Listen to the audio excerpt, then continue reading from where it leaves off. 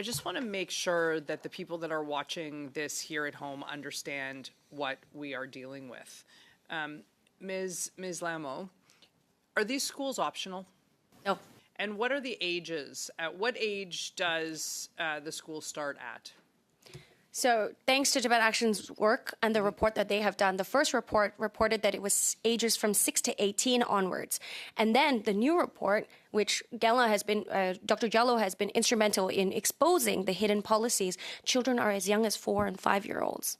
And these are hidden from the international community. And what is the goal of the school? What are the goals of these schools? Ultimately, with Tibetans and with everyone is to eliminate Tibetan identity, to eliminate the Uyghur problem, to eliminate the Southern Mongolian problem, so that there is nothing left. It is genocide.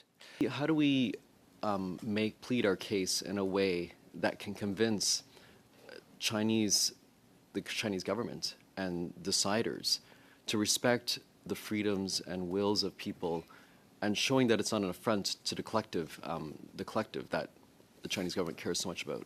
Well, first and foremost, I think we should be reminded that the Chinese government has to comply with international law because it continues to be a player in the international community. If you do not want to play in the playground of democracies and free societies, then you can step out. But China has consistently blurred the lines when it comes to being able to play, but also determine that they want to play their own rules in the international community. And we've seen this time and time again in the United Nations. Right now, as we mentioned in the recommendations, China is actually a signatory of the Child Rights Committee as well. And so they're due for a review.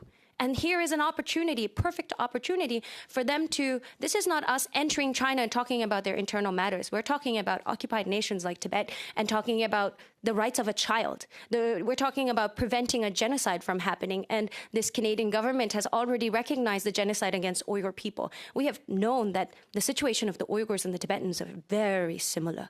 And so if that's the case, we actually, not even as Canadians, as humans and a part of this global society, we have a responsibility to ensure that that is being prevented.